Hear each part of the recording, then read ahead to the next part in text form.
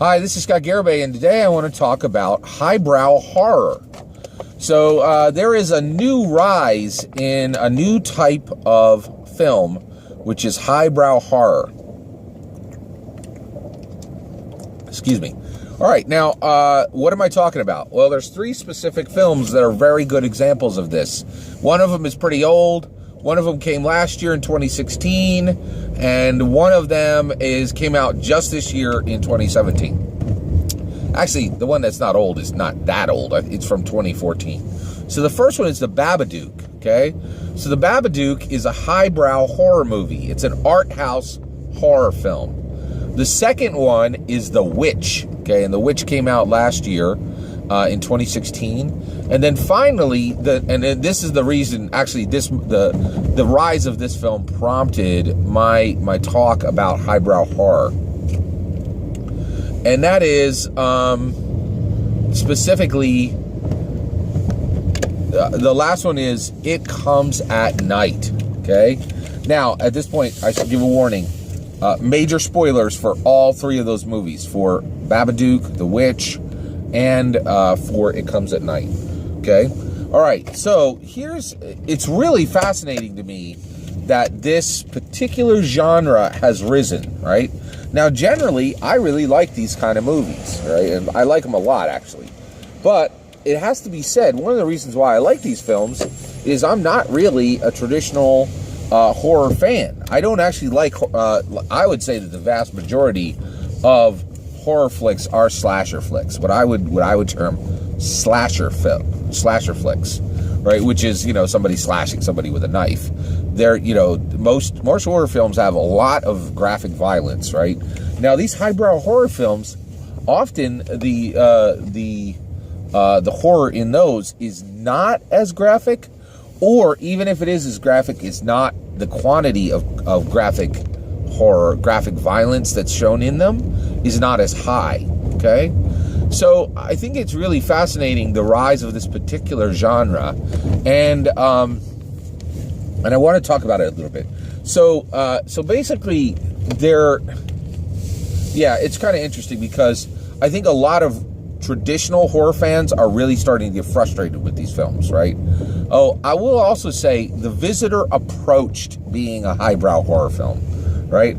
So here's the model for highbrow horror films. Highbrow horror films are, they come out, and the benefit of all horror movies is all horror movies have this formula. They generally cost less money than a traditional blockbuster, and they usually make their money back. So one of the reasons why Hollywood absolutely loves horror films is they don't cost a lot of money, and they make triple or quadruple or like 20 times their budget. Oh my goodness, Get Out. Oh, Get Out. That's absolutely a highbrow horror film, right? Now, actually, I can't believe I forgot Get Out. I think Get Out may actually be the single most successful highbrow horror film in all of history, okay? But generally, now I will say, Get Out is a very unusual film, and it is an exception in the highbrow horror film genre. In that, I think Get Out, other than Get Out, highbrow horror films do not get the return that non-highbrow horror films do, that slasher flicks get, right? And so that's kind of interesting is, like the people who are really smart thinking and like maybe a little more artisanal and a little more intellectual, they like making these highbrow horror films. And I think people who are a little more artisanal and more intellectual like going to these highbrow horror films. But there are not a lot of, there's just a much smaller slice of horror fans that dig these movies than a traditional slasher flick, right? So it's really interesting to see the rise of these highbrow horror films, and it really makes me think a lot because, one, I think there's starting to be a backlash, right? So the Babbadook, man, oh man, was that an art house horror film? Like, it was really like, after you got done watching it, you were like, what did I just see? Like, what is the Babbadook? It's not clear at all what the Babbadook is, right? So, and maybe it's abuse. I don't know. Like, it wasn't my film, right? Now, The Witch, I really, really like The Witch. I thought The Witch was absolutely brilliant. And I think one of the things that's really cool about The Witch is a lot of times in highbrow horror, it's not really super clear what the threat is. And there's a lot of, and that's the biggest issue, is you really don't know what the real threat to the, you know, the main protagonist is, right? But that's not the case in The Witch.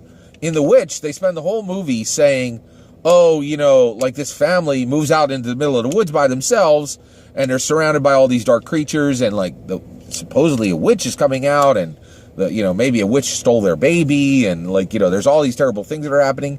But in the end of the movie, they go, yep, there totally was a witch in the wood, and she totally killed that baby. She snatched that baby up. She killed that baby. She bathed in that baby's blood. Like, it is like super specific. I mean, it was like, and they were like, there's no, like, none of this was in a dream or anything. Everything was exactly the way you saw it. And also the main girl is actually then seduced by Satan to be a witch. And then they show her literally dancing around a fire, worshiping Satan, and then is lifted up into trees. I'm like, what? You know, like, and I think that's why, I mean, that movie delivered. Like, it was like, yep, it's totally Satan. These are all witches. Like, no two ways about it. Like, not white witches, not like, you know, like, I was like, I couldn't believe it. That movie was terrifying and crazy good. And I was like, I couldn't believe they put it on screen. It was just like, what? You know, like, it was crazy. All right. So you got The Witch, right? Well, now we're dealing with it. Actually, I'm not even going to talk about Get Out, because Get Out is brilliant. I think that thing could win Oscars. It made over $200 million. It's, you know, it absolutely was a highbrow horror film, but I think it's such a special film that falls into so many other Venn diagrams that it, you know, and actually I have done specific videos that talk about, I've done multiple videos that talk about Get Out specifically. So let's talk about the last one, and that is, It Comes at Night. Man, I think there's been a really strong backlash against It Comes at Night.